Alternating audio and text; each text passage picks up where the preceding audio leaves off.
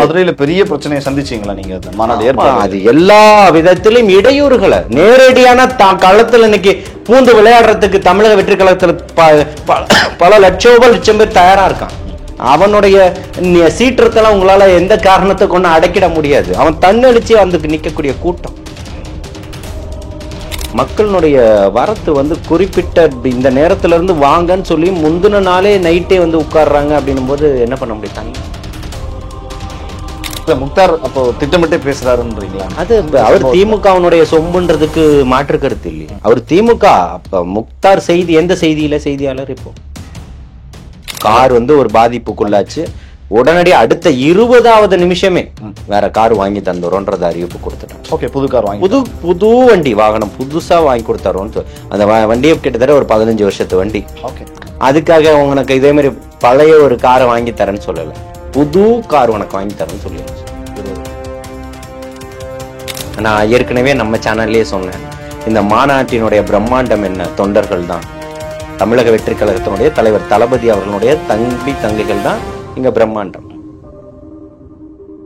நீ வச்சிருக்கிற பேனரையும் போஸ்டரையும் கொடியும் கலத்திட்டா இங்க வரக்கூடிய மக்களுடைய கூட்டமும் எழுச்சியும் மாறிடும் நினைக்கிறது முட்டாள்தனமான பேச்சு இல்லையா?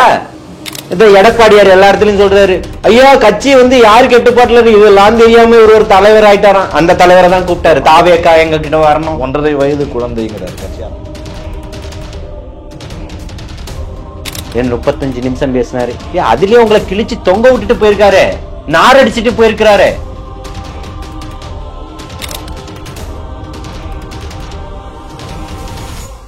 ஜாம்பவான் நேயர்களுக்கு பிரபாகரனின் அன்பு வணக்கம். இன்றைய அரசியல் அரங்கம் நிகழ்ச்சியில் நம்மோடு இணைந்திருக்கக்கூடிய சிறப்பு விருந்தினர் தாவகவை சார்ந்த திரு ஜலீல் அவர்கள். வணக்கம்ண்ணா. வாழ்த்துக்கள். பல விஷயங்கள் தொடர்ந்து ஜாம்பவான் நேயர்களுக்காக பேசிக்கிட்டு வரீங்க. தமிழக வெற்றி கழகத்தினுடைய 2வது மாநாடு மதுரையில் நடைபெற்று முடிந்திருக்கிறது. ஒரு பெரிய கிரௌடு தான், நீங்க எதிர்பார்த்ததை விட அதிகமான கிரௌடு வந்திருக்கு அப்படின்னு சொல்லி தான் பேசப்பட்டது.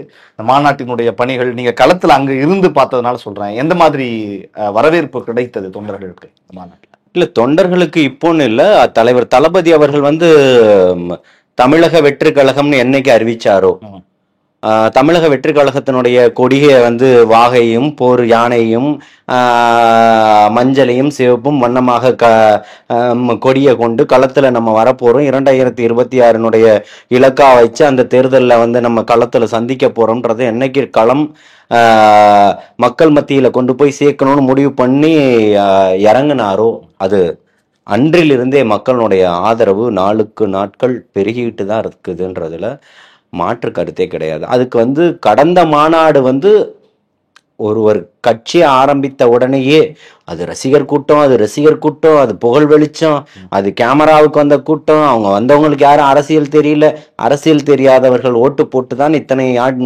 ஆண்டுகள் நீங்க ஆட்சியில் இருந்திருக்கீங்க. இத்தனை லட்சம் மக்களையும் ஏன் நீங்க இன்னும் அரசியல் படுத்தல? அப்போ விஜய் அவர்கள் இன்னைக்கு வந்தாரு, நீங்கள் அப்ப அரசியல்வாதிகளாக இருந்து மக்களை அரசியல் படுத்தணும்னா நீங்க அதற்கு முன்னாடியே மக்களை அரசியல் படுத்தி இருக்கணுமே. அரசியல் மக்களை படுத்தல, அதற்காக இங்க ஒரு தலைவன் தேவைப்படுறான். 2வது மாநாட கட்டமைக்கிறதுக்கு எத்தனை இடையூறுகளை சொல்றீங்க. நேத்து வெளிப்படையா சகோதரர் அண்ணன் ஆதவ அவர்கள் பேசுறாரு, இந்த அமைச்சரால தான் இங்க மிகப்பெரிய ஒரு இடையூறு உங்களால மேற்கொள்ளப்பட்டது. மதுரையில பெரிய பிரச்சனையை சந்திச்சீங்களா நீங்க? மாநாடு அது எல்லா விதத்திலும் இடையூறுகளை நேரடியான களத்துல இன்னைக்கு பூந்து விளையாடுறதுக்கு தமிழக வெற்றி கழகத்துல பல லட்சம் பேர் தயாரா இருக்கான். அவனுடைய சீற்றத்தெல்லாம் உங்களால எந்த காரணத்தை கொண்டு அடக்கிட முடியாது. அவன் தன்னெழுச்சி வந்து நிக்கக்கூடிய கூட்டம். நீங்க வந்து காசு கொடுத்து கூட்டிட்டு வர கூட்டம். மாநாடுனா மாநாடு நேரத்துல எல்லா வண்டிகளும் வந்து நிக்கும், மாநாட்டுக்கு மக்கள் வருவாங்க. இவன் எங்கெங்க இருந்தோ எப்படியோ வரானே தன்னெழுச்சி. நீங்க சொல்ற மாதிரி இடையூறுகள்லாம் இப்படி மிரட்டல்லாம் வந்ததா மதுரையில் உங்களுக்கு? எப்பவும் சொல்றேன், மிரட்டிடலாம் முடியாது உங்களால. நீங்க வந்து உங்களால இடையூறுகளை தான் பண்ண முடியும். மிரட்டி தான் பார்க்கணும்னு நினைச்சீங்கன்னா இன்னைக்கே வீட்டுக்கு போயிடுவீங்க. அதுல எல்லாம் மாற்றம் இருக்காது. தமிழகத்துல தொடர்ச்சியா போராட்டங்கள், யாரு நீங்க வந்து மிரட்டுறதுக்கு? நீங்க என்ன மன்னர்? அப்போ மன்னராட்சியை போலதான் நடத்திக்கிட்டு இருக்கீங்க, மாற்று கருத்து இல்ல. உங்களால என்ன மிரட்ட முடியும்? இருக்கக்கூடிய வார்டுல இருக்கக்கூடிய பசங்க இவங்க அவங்களெல்லாம் கூப்பிட்டு மிரட்ட முடியும். கூட்டம் போக கூடாது, அந்த வண்டி கொடுக்குறானா வண்டி வேனு எந்த டிராவல்ஸ் ஏஜென்சியோ நீ போக கூடாது, நாளைக்கு நாங்க உனக்கு பிரச்சனை வரும், உனக்கு வந்து வண்டிக்கு இது இருக்காது அது இருக்காது இப்படி சொல்லி ஒரு விதமான சேர் கூட கொடுக்கல, அத ஒரு பெரிய பூதாகரமா போட்டாங்க. ஷேர் கொடுக்கல சேர் கொடுக்கல உடனே உதயநிதி வீட்டு வாசல்ல போய் நின்றுவாங்களா இல்ல மூர்த்தி வீட்டு வாசல்ல போய் அதுவும் திட்டமிட்டு தான் கொடுக்கப்படலன்னு நினைக்கிறீங்களான்னு கேக்குறேன். சேர் எல்லாம் வழங்காதது, உங்களுக்கு சேர் கொடுக்கல, ஒப்பந்தம் போடுறீங்க, ஒரு ஒப்பந்ததாரர் அப்படின்னா நீங்க வந்து ஒரு ஒப்பந்ததாரர். அப்ப வந்து இப்ப ஒரு 5-6 ஒப்பந்ததாரர்கள்ட்ட கையெழுத்து ஆகுது. அப்ப நீங்க குறிப்பிட்ட நேரத்துல கொண்டு வந்து சேர்க்கணும். ஏன் சேர்க்கல? நீங்க ஒரு பொருள் காணும் இல்ல உடஞ்சிருச்சுன்னா அது கிளைம் பண்ணி வாங்க போறீங்க. இது எல்லா இடத்துலயும் நம்ம கல்யாண வீட்டுக்கு போட சொல்றோம், ஒரு 1000 சேர் போட சொல்றோம். 1000 சேர்ல ஒரு 2 சேர் உடஞ்சிருச்சு, 10 சேர் உடஞ்சிருச்சு, அப்படியே எடுத்துட்டு போயிடுவீங்களா? 4 சேர் காணாம போச்சு, கட்டாயமா அதனோட பில்லையும் போட்டு சேர்ந்துதான் கான்ட்ராக்டர் வாங்க போறாங்க, கிளைம் பண்ணி தான் வாங்குவீங்க. இது எல்லா இடத்துலயும் நடக்கக்கூடியதுதான். புதுசா ஒரு விஷயத்த என்ன கட்டமைக்க போறீங்கன்னு கேக்குறேன். மாநாடு என்பது மிகப்பெரிய ஒரு வெற்றி. ஒரு பெரிய கருத்தெல்லாம் மாற்று கருத்தெல்லாம் சொல்லிட முடியாது, அந்த அளவுக்கான கூட்டம் இருந்தது. விஜய் அவருடைய பேச்சும் அப்படிதான் இருந்தது. நான் உங்ககிட்ட இருந்து தெரிஞ்சுக்க விரும்புறது, இந்த மாநாட்டில் நடந்த சிக்கல்கள் இருக்குல்ல, உங்க கருத்தியல் ரீதியாவோ சித்தாந்த ரீதியாவோ. ரெண்டாவது, மாநாட்டை நடத்துறதுக்கே சேர் கொடுக்கல அப்படிங்கிறது ஒரு பெரிய விஷயம். சேர் கொடுக்கறதாக இருக்கட்டும், அந்த சாலைகள்ல அந்த ஏரியாக்கள்ல இடம் கொடுக்கறதாக இருக்கட்டும், இதெல்லாம் தான் நீங்க வந்து ஒரு கட்டுக்கோப்பா உள்ள இந்த நம்மளுடைய ஒரு அதிகாரத்தை மீறி போயிடக்கூடாதுன்னு பாத்தீங்க. அது மக்கள் அப்படியெல்லாம் இல்லை, எல்லாம் புடச்சுக்கிட்டு வெளியில வந்துட்டான். புரியுதுங்களா? அப்படி மாநாடு இப்போ கார் பார்க்கிங், பேருந்து வாகன நிறுத்தங்களாக இருந்தாலும் சரி, அதெல்லாமே இதுவாக தான் இருந்தது. மக்களுடைய வரத்து வந்து குறிப்பிட்ட இந்த நேரத்துல இருந்து வாங்கன்னு சொல்லி முந்தின நாளே நைட்டே வந்து உட்கார்றாங்க. அப்படின்னும் போது என்ன பண்ண முடியும்? தண்ணி கடந்த மாநாட்டுல தண்ணி கொண்டு வந்து நிறுத்த முடியலன்னு கிட்டத்தட்ட ஒரு 60 லட்சம் ரூபாய்க்கு மேல ஸ்பெண்ட் பண்ணி பம்பிங் ஸ்டேஷன் மாதிரி சின்னதா செட் பண்ணி அதுல இருந்து தண்ணி கொண்டு வந்து கொடுக்கறதுக்கு இடத்துலயுமே கொடுத்துருக்கு தண்ணி எல்லாம். அதையும் கூட இடையூறு பண்ணீங்க, அதையும் கூட விமர்சிச்சாங்க ஊடகவியலாளர் திரு முக்தார் அவர்கள் கூட அங்க போயிட்டு அதை தண்ணி வரல பாருங்க, செக் பண்ணுங்க அப்படின்னு வீடியோ எடுத்து அவரெல்லாம் உங்களுடைய இயக்கத்தை சார்ந்தவர்கள் வெளியேற்றினதை பார்க்க முடிஞ்சது. இப்பவும் சொல்றேன், மாநாடு முடிந்து கேனா தண்ணிய வந்து பேருந்துகள்ல வெளியூர்ல இருந்து வந்தவர்கள் அத்தனை பேரும் கேஸா அந்த இது இருக்கும் இல்லையா, தண்ணி வாட்டர் பாட்டில் இருக்கும் இல்லையா, ஒரு 25-30 வாட்டர் பாட்டில் சேர்ந்தது இருக்கும் இல்லையா, இதை வந்து தம்பிங்க எல்லாருமே எடுத்துட்டு போனாங்க. ஓகே, வீணா போயிட கூடுதலாவே தண்ணி அங்க இருந்தது அப்படின்னா அது கூடுதலாவே தான் இருந்திருக்கு. இதுல நீங்க வந்து நெறியாளரா கலந்துக்கங்க. எல்லா தொலைக்காட்சியினுடைய நெறியாளர்களும் அங்க இருந்தாங்க. புரியுதுங்களா? அங்க என்ன பிரச்சனைன்றத சொல்லுங்க. இங்க தண்ணி வரல, தண்ணி கிடைக்கல, இது பண்ணலன்னு. அங்க அந்த இடத்துல தண்ணி வரலன்னா அதுக்காக இங்க கிட்டத்தட்ட ஒரு 50 லட்சம் ரூபாய் கிட்ட செலவு பண்ணிருக்காங்க. நீங்க வந்து முக்தார் அப்போ திட்டமிட்டே பேசுறாருன்றீங்களா? அது அவர் திமுகவுடைய சொம்புன்றதுக்கு மாற்று கருத்து இல்லையா? அவர் திமுக. அப்ப முக்தார் செய்தி எந்த செய்தியில செய்தியாளர்? இப்போ அவனே இவனே வார்த்தைகள் எல்லாம் தடிமானமான வார்த்தைகளா இருக்கும். அன்பார்லிமெண்ட் வேர்ட்ஸ்ன்னு சொல்லுவாங்க. அந்த மாதிரி சொற்கள் எல்லாம் பயன்படுத்துவார். அது யாருக்கும் பயன்படுத்த தெரியாம இல்லை, இவருக்கு மட்டும்தான் ஏதோ தெரிஞ்ச மாதிரியே பேசுவார். நாகரிகம், சபை நாகரிகம் கருதி, மக்களுடைய நலன் கருதி சிலர் வந்து பேச மாட்டாங்க. ஓகே, யாராவது இத்து போனவன் செத்து போனவனெல்லாம் கூப்பிட்டு உட்கார வச்சு மிரட்டுற மாதிரி மிரட்டும் தோணியில கேட்கறது. இந்த ஒட்டுமொத்த இதுக்கும் திமுக மட்டும்தான் எல்லாமே சரியா செய்யுதுன்றத பத்தி. திமுகவுடைய கக்கு சூழலை பேச சொல்லுங்க முக்தார. திமுகவுடைய தூய்மை பணியாளர்கள் விஷயத்த பேச சொல்லுங்க, டாஸ்மாக பேச சொல்லுங்க, நிர்வாக சீர்கேட பேச சொல்லுங்க. அதுக்கெல்லாம் முக்தாருக்கு தெரியாது. அப்பேற்பட்ட மற்ற செய்தியாளர்கள் இருந்தாங்களே, தந்தி டிவி விவாதத்துல யாரும் எதிர்த்து பேசுறது இல்லையா, நியூஸ் 7ல யாரும் எதிர்த்து பேசுறது இல்லையா, புதிய தலைமுறையில யாரும் எதிர்த்து பேசுறது இல்லையா. தாவேக்கானாலே ஒரு மிகப்பெரிய மனப்பான்மையில தான் எல்லாருமே பேசுவாங்க. எத்தனையோ நெறியாளர்கள் அன்டெஸ்டட் அப்படின்னு ஒரு நெறியாளர் தான் வச்சாரு. இந்த பேட்டியை பார்த்தாலுமே அவருக்கு தெரியும் யாருன்னு சொல்லி. அது இவங்க வந்து அன்டெஸ்டட் ஒரு 10 நாளைக்கு முன்னாடி அவரே திரும்ப வாங்கிட்டாரு. அந்த வார்த்தையை வாங்கிட்டாரு. 2த்துக்குமான காணொலி வச்சிருக்கேன். இப்போ இந்த அன்டெஸ்டட் அந்த வார்த்தைகளுக்கெல்லாம் இல்லை. இன்னைக்கு காலையில வந்து பாத்தீங்கன்னா குட்டியப்பா வந்து ஊடக விவாதங்கள்ல பங்கேற்பவர்களுக்கு உடன் அவசர ஆலோசனை கூட்டம். என்ன பண்ண போறீங்க? தாவேக்கா இப்படி பேசிருச்சு, விஜய் இப்படி பேசிட்டாரு, அவரை நம்ம எப்படி எதிர்கொள்றது, நாளைக்கு எல்லாருடைய கேள்விகளும் இப்படிப்பட்டதா இருக்குமே, பாஜகவை எதிர்க்க மாட்டாருன்னு சொன்னோம். நேரடியா எதிர்க்கிறாரு, நேரடியா கேள்வி கேட்டிருக்கிறாரு. சிறுபான்மையினுடைய இஸ்லாமியர்களுடைய ஒட்டுமொத்த இஸ்லாமிய கூட்டங்களையும் இந்த சமூகத்தையுமே அழிக்கிறது தான் இந்த பாஜகவுடைய வேலையான்னு கேட்டிருக்கிறாரு. பெரிய குற்றச்சாட்டை வச்சுட்டு இருந்தாங்க. பாஜகவோட செயல்பாட்டுல தான், நடவடிக்கையில தான் விஜய் கட்சி ஆரம்பிச்சாரு. அப்படியெல்லாம் இதை இப்போ சொல்றாங்க. இது பிஜேபியினுடைய பி டீம் வந்து திமுக தான், அதுல மாற்று கருத்து இல்லை. அவர்கள் வந்து என்னன்னா, இவர் பேசல இவர் வந்து பிஜேபியினுடைய பி டீம் தமிழக வெற்றி கழகம் அப்படின்னு சொல்லி நம்ம சிறுபான்மையினருடைய வாக்குகளை வந்து நம்ம வசம் வச்சுக்கலாம். நேற்று பாத்தீங்களா எத்தனை சிறுபான்மை மக்கள், எவ்வளவு பேருடைய கூட்டம் வந்தது, எத்தனை பல ஆயிரக்கணக்கான பேர் வந்தாங்க. இந்த சமூகம் இப்பவும் சொல்றோம் மிகப்பெரிய ஒரு ஏமாற்றத்தை பார்த்துருச்சு. அப்ப மிகப்பெரிய ஒரு மாற்றத்திற்கான வழியை தான் இன்னைக்கு தேடிக்கிட்டு இருக்கு. அந்த வழிகள் என்னன்றதுதான் இருக்கும்போது இருக்கக்கூடிய அத்தனை இஸ்லாமிய தலைவர்களும் இன்னைக்கு மடைமாற்றம் செய்யக்கூடிய வேலைகள்ல தான் பார்த்துக்கிட்டு இருக்கிறாங்க. ஒரே ஒரு கட்சி தான் இருக்கு, அது திமுக தான் அப்படின்னு சொல்லக்கூடியது. ஐயா எங்களுக்கு போதும், நீங்க பாதுகாத்தது போதும், எங்களை பாதுகாக்க எங்களுக்கு தெரியும், எங்களுக்கான பிரதித்துவம் எங்களுக்கு வேணும்னு கேட்கிறோம். அதுதான் இன்னைக்கு உங்களுக்கு இப்ப என்னன்னா, எங்களுடைய உரிமை கூடுன்றதே உனக்கு பிரச்சனையா இருக்கு. பாசிசவாதிக்கு உனக்கு என்ன பிரச்சனை, அதை தானே தெளிவுபடுத்துறாரு. இஸ்லாமிய சொந்தங்களுக்கு நான் இருப்பேன்னு சொல்றாரு. எல்லா கட்சியும் தானே சொல்லுது. அது இவர் தனியா எப்படி தெரியறாரு நம்ம பார்க்க முடியாது. எல்லா கட்சியும் பண்ணலையே இத்தனை வருஷம். ஓகே, நீங்க இருந்துமே இவன் இன்னும் கையேந்திக்கிட்டு தானே இருக்கான். இன்னுமே வந்து எத்தனை பிரச்சனைகள் இருக்கு. என்ஐயால பாதிக்கப்படக்கூடியவர், நேஷனல் இன்வெஸ்டிகேஷன் ஏஜென்சின்னு சொல்லிட்டு இருக்கு. அதனால் பாதிக்கப்படக்கூடியவர்களுடைய எண்ணிக்கை எத்தனை? சார்ஜ் ஷீட்டே ஃபைல் பண்ணாம பல ஆண்டுகள் இன்னும் வச்சிருக்கீங்களே. குற்றப்பத்திரிகை இன்னும் போட முடியல. விசாரணையின் அடிப்படையில் பல ஆண்டுகள் வச்சிருக்கீங்க. அப்ப அந்த அதிகாரம் உங்களுக்கு இருக்கிறதுனால தானே. அப்போ இந்த சமூகத்துக்கு மட்டும் ஏன் இந்த விதிவிலக்கு? அப்ப பாதிக்கிறதுக்கு உள்ளாகிறது யார் இவன்? இதை இப்போ கிட்டத்தட்ட 80 ஆண்டுகள் இந்த சுதந்திர இந்தியாவை கடந்துட்டோம். இந்த சுதந்திர இந்தியாவில் இந்த சுதந்திரத்துக்காக போராடியவர்கள் யார் யார்? உயிர் தியாகம் செஞ்சது யார் யார்? பொருளாதாரத்தை அள்ளி அள்ளி குவிச்சது யாரு? அப்போ இன்னைக்கு கடைநிலையாவே நின்றுட்டு இருக்கானே. இன்னமும் சிறுபான்மையினர் அப்படிங்கிற அடையாளத்தோடவே தான். ஆமா, சிறுபான்மையினர் இன்னும் அப்படியே தானே வச்சிருக்கீங்க. வருஷத்துல ஒரு முறை கஞ்சி குடிக்கிறத தவிர்த்து வேற என்ன பண்ணிட்டீங்க இந்த சமூகத்துக்குன்னு கேட்கிறேன்.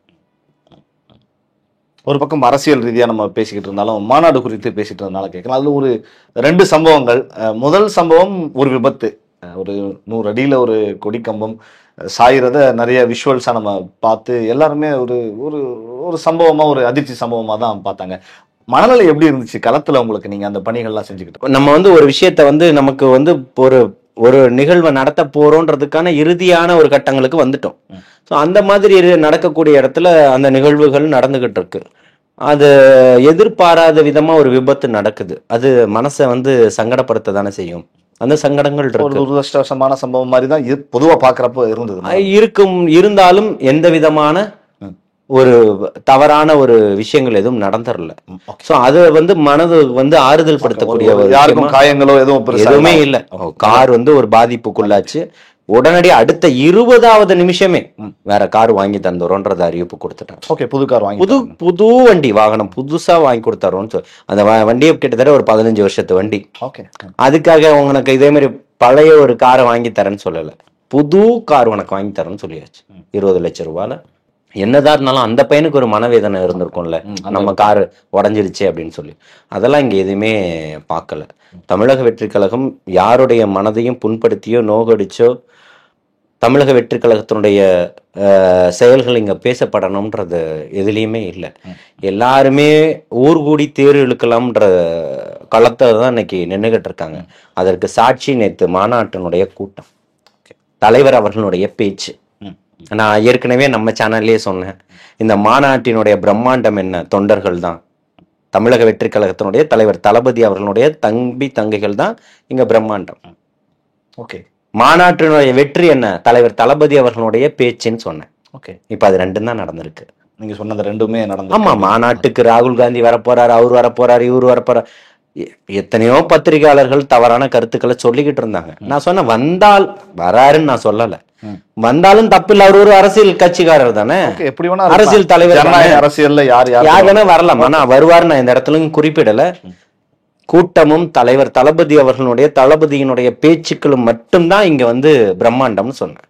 தளபதி நேற்று ஆற்றிய உரையில 36 நிமிட உரையில அடுத்த 2 மாசத்துக்கு உறைஞ்சு போயிருப்பாங்க. தமிழக வெற்றி கழகத்தை எப்படி எல்லாம் தாக்கலாம் நினைப்பாங்க, இதுக்கு என்ன பண்ணலாம்னு நினைப்பாங்க. கூட்டம் கூடிடுச்சு, மயக்கம் போட்டு விழுந்துட்டான், இதை பண்ணிட்டான், வேற என்ன சொல்லுவீங்க? அங்க இருக்கக்கூடிய மதுரை மக்கள்ல இருக்கக்கூடிய தன்னார்வர்களுக்கு சாப்பாடு செஞ்சு எடுத்துட்டு வந்து கொடுத்துக்கிட்டு இருக்கான். அங்க இருக்கக்கூடிய பொறுப்பாளர்கள் சாப்பாடை ஒரு பக்கம் செஞ்சு எடுத்துட்டு வந்து மக்கள் கொடுத்துக்கிட்டு இருக்கிறான். தேவைன்றவங்க வாங்குங்க, சாப்பிடுங்கன்னு சொல்லிட்டு.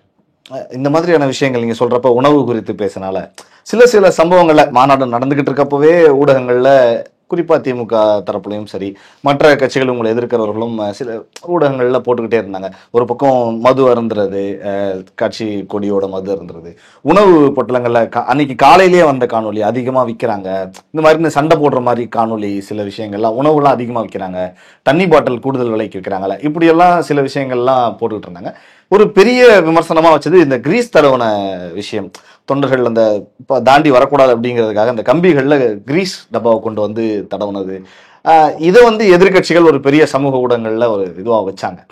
சித்தாந்த ரீதியா வைக்கிறது ஒரு பக்கம், இந்த மாதிரி நீங்க செஞ்ச விஷயங்களை வைக்கிறப்ப உங்க மனநிலை எப்படி இருந்தது? உங்க கட்சி அமைப்பாளர்கள் மனநிலை? இதை பத்தி அதான் சொல்றேன், மூன்றாம் தர அரசியல்வாதிகளுக்கு வேற என்ன இருக்கு பேசுறதுக்கு? அதாவது ஒரு ஏறக்கூடாது அப்படின்னும் போது அதற்கான பாதுகாப்புக்கு முள்ளு கம்பி வைக்க கூடாது, அது ஆபத்தை விளைவிக்கும். கிரீஸ் தடவைனா எந்த பிரச்சனையும் கிடையாது. அவன் கையுதான் அழுக்காக போகுது, துணி தான் அழுக்காக போகுது, அவன் உயிருக்கும் உடமைக்கும் எந்த பாதிப்பும் ஏற்பட்டுறது இல்ல. அதுல தெளிவா தானே இருக்கும். நீங்க மூடர் கூட்டமா இருக்கீங்களே, நாங்க போயிட்டு தர்மாகோல் விடலையே இல்லையா? நம்ம இருக்கக்கூடிய திமுக அரசியல் கம்மல் போட்டிருக்கேன் உனக்கு 1000 ரூபாய் கிடையாது, மூக்குத்தி போட்டிருக்கா 1000 ரூபாய் கிடையாதுன்னு KKSSR நேற்று பேசி இருக்கிறாரு. உங்களுக்கு எல்லாம் அறிவு இருக்கா இல்லையா? அறிவோட தான் செயல்பட்டுக்கிட்டு இருக்கீங்களான்னு கேக்குறேன். ஒரு கிரீஸ் தடவுறதுனால நீங்க என்ன நீங்க வந்து மிகப்பெரிய ஒரு இதை கண்டுபிடிச்சிட்டீங்க. சாப்பாடு விற்கிறது ஊருக்காரங்க வெளியில விற்கிறாங்க, அது அவங்க அதிக விலைக்கு வித்திருக்கலாம், அவங்களுக்கு இந்த மாநாடு ஒண்ணு அதுல பொழைக்கிறதுக்கான வழியா இருக்கலாம். புரியுதுங்களா? மாநாட்டுல உள்ளவங்க அதிக விலைக்கு செஞ்சு வித்துட்டாங்களா? தமிழக வெற்றி கழகம் தனியா அதுக்கு டெண்டர் விட்டுருச்சா? பேசுறவங்களுக்கு ஒரு கண்டென்ட் வேணும், ஒரு அறிவு இருக்கணும். அடிப்படை அறிவு இழந்தவர்கள் தான் இவங்க. இன்னைக்கு சாராயத்தை மட்டுமே நம்பி இருக்கிற, சாராயம் குடிச்சான்ற கடையே திறந்த நாட்டு மக்கள் ஒட்டுமொத்த பேரும் குடிகாரனா மாத்தி வைக்கிறது தான் திமுகவுடைய அஜெண்டாவா இருக்குது. அதுதானே வேலையே பார்த்து வச்சிருக்கிற. நீ ஏன் கடையை நாட்டுல எல்லாருமே புத்தனாவும் காந்தியாவும் இருந்தா மதுக்கடைகளை தேவையில்லை, இனி இத்தனை வியாபாரம் பண்ணிட முடியாது. இந்த மாதிரியான விமர்சனங்கள் ஏன் திமுக யாரும் குடிக்கிறதே இல்லையா? குடிச்சிட்டு ஒரு MP டெல்லியில என்னென்ன வேலை பார்த்தாருன்றது எவ்வளவு போட்டேஜ் இருக்கு. நீங்க வந்து இதெல்லாம் பேசுறதுக்கு திமுகவுக்கு எந்த தகுதியின் அடிப்படையில இதெல்லாம் பேசுறீங்கன்னு எனக்கு ஒண்ணுமே புரியல. இந்த மாதிரியான விமர்சனங்கள் உங்க பார்வையில எப்படிதான் காமெடியா தான் இருக்குன்னு பிரபா. அதாவது சாப்பாடை செஞ்சு விக்கிறாங்க, தண்ணியே விக்கிறாங்க, சாராயத்துல அரசு இவ்வளவுதான் விக்கணும்னு இருக்குது, அதுக்கும் மேலதானே விக்கிற. இன்னைக்கு வரைக்கும் மாத்தி வித்துக்கிட்டு இருக்கிறியா? இல்ல.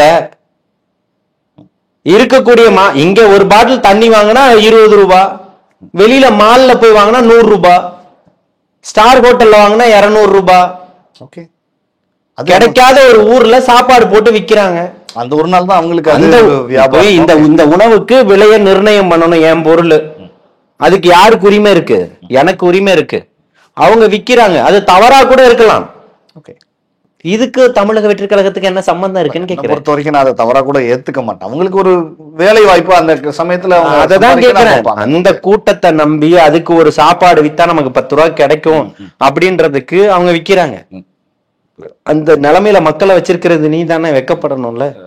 ஓகே, என்னால ஏத்துக்க முடியுது. இந்த கிரீஸ் தடவுன விஷயத்துல ஒரு குற்றச்சாட்டை வைக்கிறாங்க திமுக தரப்புல இருந்து. ஒரு இயக்க தொண்டர்கள் அப்படிங்கிறவங்க கட்டுக்கோப்பா எல்லாம் இருக்கணும். நீங்க வரக்கூடாதுன்னு சொன்னா தாண்டக்கூடாது.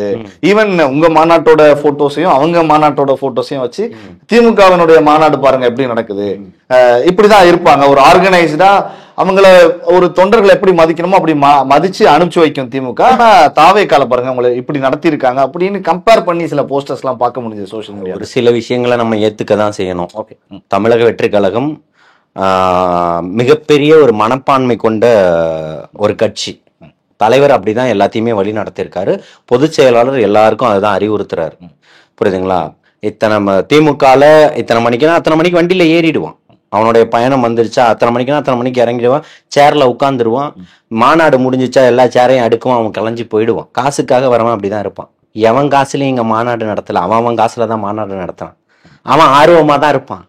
2 நாளைக்கு முன்னாடி வருவான், எல்லா வேலையும் பண்ணுவான். என் புள்ள என் வீட்டுல தான் சேட்டை பண்ணும், உனக்கு என்ன பிரச்சனை அது சொல்லு. உன்ன மாதிரி குடியை கொடுத்தும் சாப்பாடை வாங்கி கொடுத்தும் ஊழல் செஞ்சு கோடி கோடியா கொள்ளையடிச்சு வச்சிருக்க காசுலயே இங்க மாநாடு நடத்தல. அதை பார்த்துதானே உனக்கு பயம் வந்துகிட்டு இருக்குது. இன்னைக்கு காலையில உடனே போறாரு ஒருத்தர், கோர்ட்டுக்கு போறாரு, உடனே ஒரு ஆர்டர் வாங்குறாரு, உடனே கலத்துங்க எல்லா பேனரையும். ஒரு நீதிபதி மதுரையில மாநாடு நடக்கிற அன்னைக்கே கலட்டு, உடனே 1 மணி நேரத்துல எல்லா பேனரையும் கழட்டுங்க. கழட்டிட்டா நீ வச்சிருக்கிற பேனரையும் போஸ்டரையும் கொடியும் கலத்திட்டா இங்க வரக்கூடிய மக்களுடைய கூட்டம் எழுச்சியும் மாறிடும் நினைக்கிறது முட்டாள்தனமான பேச்சு இல்லையா? 14 நாட்களாக போராடிக்கிட்டு இருக்காங்க என்னுடைய சகோதரிகள், தூய்மை பணியாளர்கள். 2500 குடும்பமா பார்க்கணும். நீ கம்யூனிசத்தை பத்தி பேசுற இந்த முதலமைச்சர் என்ன கம்யூனிசம் சித்தாந்தம் என்ன? வாங்க பேசுவோம், முதல்வருக்கு ஒரு சேர் போடுங்க, இல்ல அவர் கூப்பிட்டா போறதுக்கு நான் தயாரா இருக்கேன். கம்யூனிசத்தை பத்தி பேச சொல்லுங்க என்கிட்ட. பெடல் காஸ்ட்ரோவை பத்தி பேசுறாரு, கூலி படத்துக்கு போறாரு. ஐயா, கூலியை கேட்டு போராடிக்கிட்டு இருக்கவன் தான் இவன். இது ஏன் உங்களுக்கு தெரியல? அப்படியே திமுக என்ன கட்டுக்கோப்பா இருக்கிறீங்க? ஒரு 5000 பேர் மொத்தமா தொண்டர்களை வந்து நிக்க சொல்லுங்க, காசு கொடுக்காம 5000 பேர்ல எத்தனை பேர் வந்து நிக்கிறீங்கன்னு பாப்போம். உணர்வும் எழுச்சியும் இங்க எங்க இருக்கு? தலைவர் தளபதி கிட்ட இருக்குது மாற்றக்கூடிய புரட்சி. இவ்வளவு விமர்சனம் வைக்கிறீங்கல்ல பிரபா, நான் ஏத்துக்கிறேன். அது உங்க பார்வையில தவறா கூட இருக்கட்டும். காசு கொடுத்துதான் இந்த கூட்டம் வந்திருக்குன்ற ஒரு குற்றச்சாட்டையும் வைங்க. நீங்க திமுக மாநாட்டுக்கு யாருக்கும் காசு கொடுக்காமதான் கூட்டு போன குற்றச்சாட்டும் வைங்க. திமுக பொதுக்கூட்டத்துக்கு, அண்ணா திமுக பொதுக்கூட்டத்துக்கு, பாஜக பொதுக்கூட்டத்துக்கு காசு கொடுக்காம தன்னெழுச்சியாக மக்கள் வந்திருக்கிறாரு ஒரு பொதுக்கூட்டத்துக்கு சொல்லுங்க, அப்புறம் மாநாட்டுக்கு போவோம். திமுகவுக்குன்னா இன்னும் ஒரு படி மேல, ஆளுங்கட்சி இல்ல அரசு பஸ்கள் எல்லாம் பயணம் பண்ணும். எந்த அடிப்படையில அரசு பேருந்துகளை எடுத்துக்கிட்டு போறீங்க? யார் அப்பம் விட்டு காசு ஆயிடுச்சு? It's very wrong uncle. Okay okay, பல விமர்சனங்கள் இந்த மாநாட்டில் வச்சாரு. அங்கிள்னு நீங்க சொன்னதுனால அந்த விமர்சனம் வச்சாரு. அந்த விமர்சனத்துக்கும் திமுக தரப்புல இருந்து ஒரு எதிர்வினை அப்படிங்கிறது வச்சிருக்காங்க.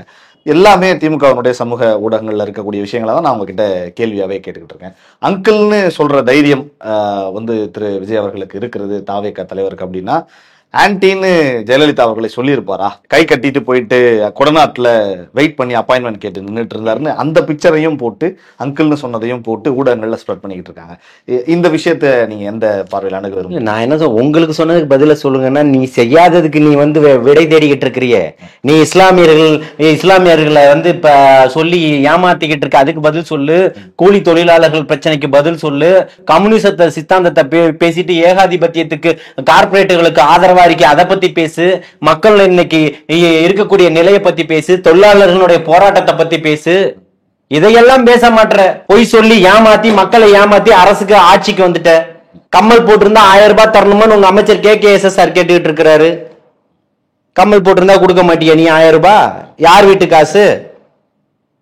நீ சொல்லிருக்கணும்ல, 1000 ரூபாய் கம்மல் மூக்குத்தி எல்லாம் போடாதீங்க, தெருல வந்து உட்காருங்க, வீடு இருந்தா தரமாட்டேன், வாடகை வீட்டுல இருந்தா வாடகை கொடுக்குற அளவுக்கு வசதி இருக்குல்ல, 1000 ரூபாய் உனக்கு கிடையாதுன்னு சொல்லு, தெருல பிளாட்ஃபார்ம்ல இருக்கிறவங்களுக்கு தான் தருவேன்னு சொல்லு. எங்க தலைவர் அங்கிள்னு கூப்பிட்டாரு, அவங்கள ஏன் ஆன்டின்னு கூப்பிடல? உனக்கு என்னையா பிரச்சனை? உன் தலைவர் என்ன பண்ண?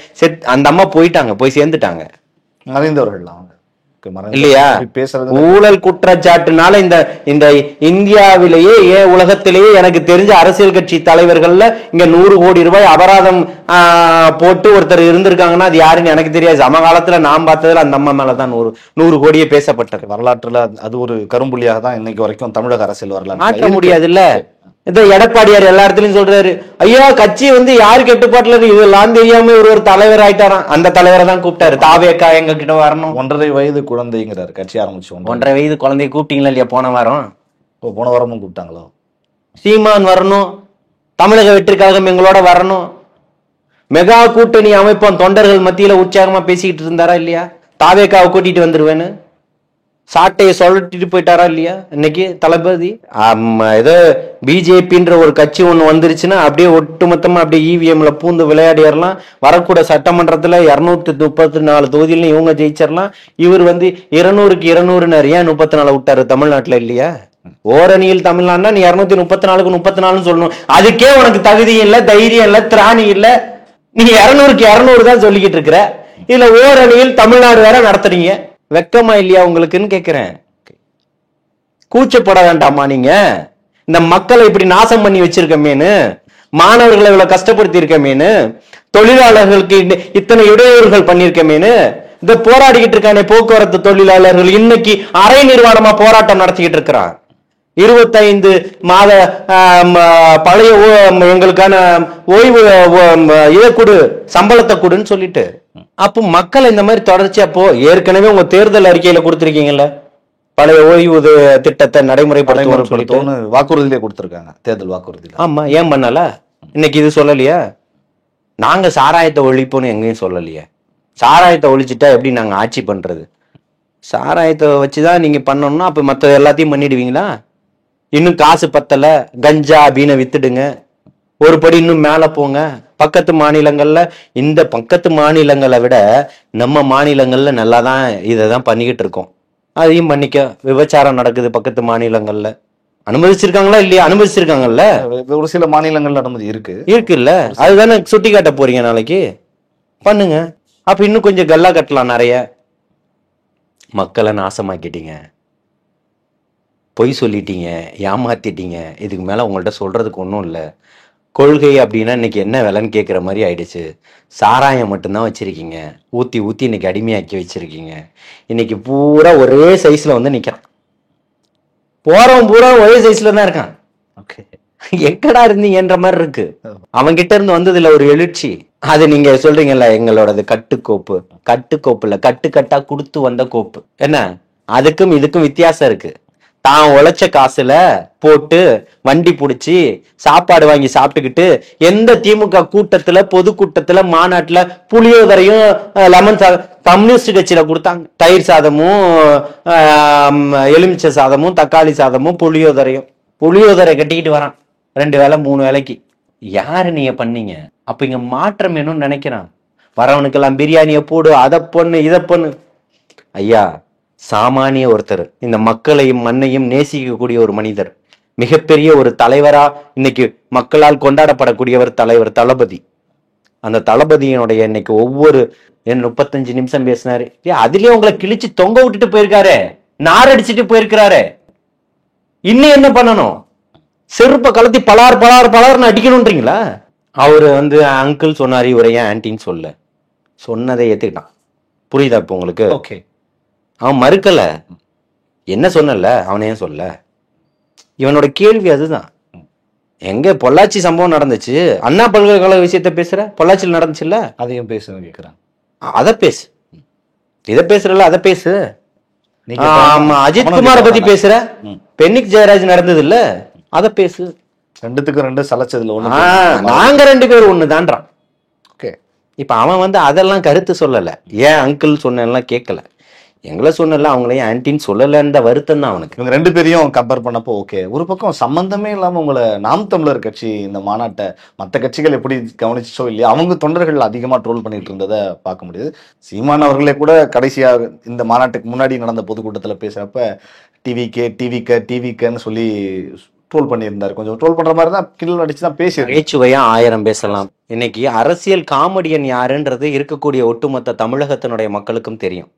அது சீமான் தான் சொல்லிட்டு. புரியுதுங்களா? 8% வாக்கு வச்சிருக்கேன். 8% எங்க பேங்க் லாக்கர்ல வச்சு பூட்டி வச்சிருக்கேன். 8%. உங்களுடைய 8% வாக்கு குறையாம அப்படியே இருக்குதா? 8% உங்களுக்கு இருக்கு. 40% திமுகவுக்கு எத்தனை சதவீதம்? அண்ணா திமுகவுக்கு எத்தனை சதவீதம்? எல்லாமே இருக்கு. அப்ப இங்க வந்து நிக்கிறவனா யாரு? வெளி மாநிலத்துல இருந்து கூட்டிட்டு வந்துட்டோமா? வேற்று கிரகத்துல இருந்து கூட்டிட்டு வந்துட்டோமா? இந்த வாக்கு சதவீதத்தை நம்ம தேர்தலில் தெரிஞ்சுக்க முடியும்னு நினைக்கிறேன். பட் இப்ப நம்ம அந்த வாக்கு சதவீதமா நாவே தமிழக வெற்றி கழகத்தினுடைய வாக்கு சதவீதத்துல தேர்தல்ல தெரிஞ்சுப்பீங்க. இப்ப 8% 6% எப்ப தெரிஞ்சுப்பீங்க? அடுத்த தேர்தல்ல. இப்போ இருக்கிறது 8 இருக்கு இல்லையா? இன்னைக்கு உள்ளதை வச்சுதானே பேசிக்கிட்டு இருக்கிறேன். இங்க பாருங்க, நான் வந்து முதல் மாநாடு முடியும் போதே வந்து சொல்லிட்டேன், பதிவு செஞ்சிருக்கேன். 18% 20% அன்னைக்கே இருக்குதுன்றத பேசியாச்சு. இன்னைக்கு அதை தாண்டி இன்னைக்கு ஓட்டர்ஸ் வந்திருக்கிறாங்கன்றதுதான் உண்மை. புரியுதுங்களா? உங்களை மிகப்பெரிய இந்த தமிழகத்தை நேசிக்கக்கூடியவங்க இந்த மண்ணை வளத்தையும் கொள்ளை அடிச்சுக்கிட்டு போறவங்க கிட்ட இருந்து காப்பாற்றணும்ன்ற ஒரு இடத்துல தான் இன்னைக்கு இவர் வந்திருக்கிறாரு. புரியுதுங்களா? அதையெல்லாம் தாண்டி அன்றாடம் எனக்கு ஒரு வலி இருக்கும்ல, வேதனை இருக்கும்ல, என்னடா இப்படி இருக்கு அப்படின்னு சொல்லிட்டு அதவன் இங்க இங்க நின்றுகிட்டு இருக்கான். அந்த மாற்றத்தை நினைக்கக்கூடியவன் இங்க நிக்கிறான். அவனுடைய வழிதான் இன்னைக்கு பேசும் பொருளா மாறி இருக்கு. படிச்சுட்டு இருப்பான்ல, அவன் ஏறிட்டான், எகிரி குதிச்சுட்டான், உனக்கு என்ன பிரச்சனை? அணில் குஞ்சுகளாவே இருந்துட்டு போகுது. ஆமைக்கறி இல்லைல்ல. PK-47 இல்லையே எங்கள்கிட்ட. இட்லிக்குள்ள போர்க்களத்துல யுத்த போர்ல வெடிச்சு வன்னியிலையும் அவனியா இதுலயும் யுத்த பீரங்கிகளுடைய சத்தம் காதை கிழிச்சுக்கிட்டு இருக்குன்னு சொல்றான். கடைசி நேர நூல்கள் அத்தனை வெளியீடு இன்னைக்கு வந்திருக்குது. யுத்த சத்தம்ன்ற யுத்தம் சத்தம் அடங்குவதற்கு முன்னாடியே எத்தனை உயிர்கள் அடங்கி இருக்குன்றதெல்லாம் இருக்கு. இவருக்கு வந்து இட்லிக்குள்ள ஆமக்கறி வச்சு கொடுத்தாங்கன்னா PK-47 ட்ரைனிங் கொடுத்தாங்க. அதாவது பிரபா, நான் என்ன சொல்றேன்னா, இந்த மண்ணையும் மக்களையும் மிகப்பெரிய ஒரு இந்த தமிழ் சமூகத்தையும் நேசிச்ச ஒரு தலைவனுடைய பெயரை தான் நீங்களும் வச்சிருக்கீங்க இல்லையா? அந்த அண்ணன் பிரபாகரனுடைய பேரை தான் நீங்களும் வச்சிருக்கீங்க. நீங்க சொல்லுங்க, இந்த மாதிரிலாம் நடக்கிறது, இந்த வாடகை வாய்க்கு பேசுறதுக்கு கண்டென்ட் இருக்குன்றதுக்காக பேச முடியுமா? காமெடி யார் பண்ணல? யோகி பாபு பண்ணலையா காமெடி? வடிவேல் பண்ணலையா காமெடி? சிந்திக்கக்கூடிய அளவுல பண்ண காமெடியன் நடிகர் விவேக் அவர்கள். சிந்தனையோட இருக்கும் அவருடைய காமெடிகள். நீ எடுத்த படத்துல சொல்லி எந்த படம் சிந்திக்கிற மாதிரி இருக்கணும்? கொஞ்சம் படம் டைரக்ட் பண்ணியிருக்காருல்ல, எந்த படம் சிந்திக்கிற மாதிரி இருக்கும் சொல்லுங்க? தம்பின்னு ஒரு படம். ஏன் நீங்க அப்ப நீங்க இப்ப இன்னைக்கு உச்சத்துல நீங்க தானே இருந்திருக்கணும். தம்பி படத்துல கூட அவர் டென்ஷனானா இருக்கிற கடையெல்லாம் போட்டு உடப்பாரு, பார்த்திருக்கீங்களா? சாத்தியமா? அதெல்லாம் சாத்தியமா? உள்ள போயிடுவோம். நீ பேசினாலே அப்படிதான் இருக்கும். சாத்தியமற்றதை பேசுவதற்தான் அண்ணன் சீமான் அவர்களுடைய வேலை. புரியுதுங்களா? காமெடியெல்லாம் எது வேணா பண்ணலாம். வயிறு குழுங்க சிரிக்கிறதுக்கு நான் 10 பொய் சொல்லுவேன், நீங்க சிரிப்பீங்க. அதெல்லாம் சிந்திக்கக்கூடிய இடம்னு ஒன்று இருக்கு. ஓட்டுக்காக நீங்க அவரு காசு கொடுத்து கூட்டிட்டு வரல, அவருக்கான ஒரு ஆட்கள் வராங்க, கூட்டம் கூடுது. இந்த கூட்டத்தை காசு கொடுத்து கூட்டிட்டோன்னு சொல்லுவாரா? அந்த குற்றச்சாட்டை வைக்க முடியுமா அப்படிங்கிற ஒரு ஆமா, ஓகே, சொல்ல முடியாது அவரால். இதுக்கும் ஏதாவது பேசுவார். இப்போ அவருக்கு தெரிஞ்சிருச்சு டென்ட்டு காலி ஆயிடுச்சுன்னு. அன்னைக்கு ரஜினிகாந்தை போய் சந்திச்சுட்டு வந்தவொடனே சங்கிகள் சக தோழன்னு விமர்சிச்சாரு, அமௌண்ட்டை வாங்கிட்டார் அண்ணன். இன்னைக்கு சிஎம்ஐ போய் பார்த்துட்டு வந்தாரு.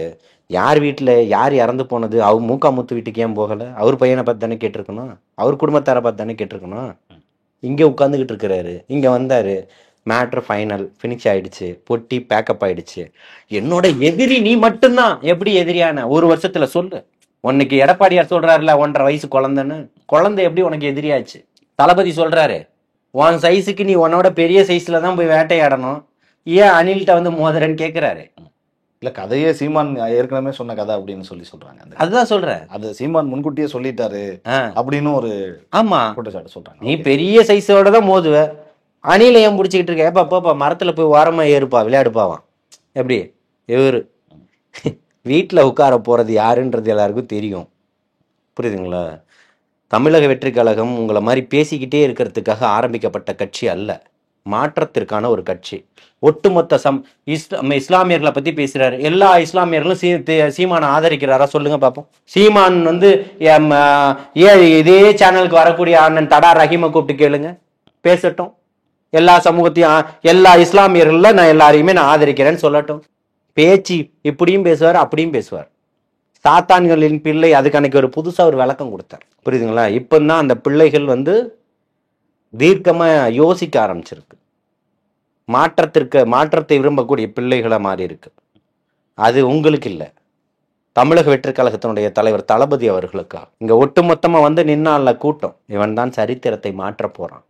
அந்த பதட்டம் உங்களுக்கு அதிகரிச்சிடுச்சு.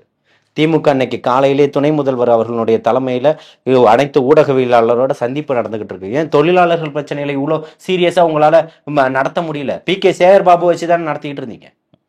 எங்க தலைவர் தளபதி அவர்கள் பேசுனதுக்கு உடனடியா ஒரு ஒரு ரியாக்ட் பண்ணி மறுநாள் காலையில 11 மணிக்கு உங்களால கூட்டத்தை போட முடியுது, நடத்த முடியுது.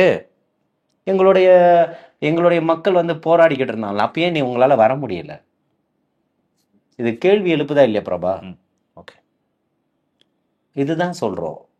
உங்களுடைய பயம், நீ யாரை அதிகம் விமர்சிக்கிறாயோ அவனே உன்னை கட்டு அச்சப்படுகிறான். பார்ப்போம். நிறைய விஷயங்கள் எங்களுக்காக மாநாடு முடிஞ்ச கையோட நேரா ஜாம்பவான் சேனலுக்கு வந்து இங்க நடந்த விஷயங்களும் சித்தாந்த ரீதியாகவும் எப்படியெல்லாம் உங்களை விமர்சிச்சாங்க அதுக்கு மாற்று கருத்தையும் நீங்க எங்களுக்காக பதிவு பண்ணீங்க.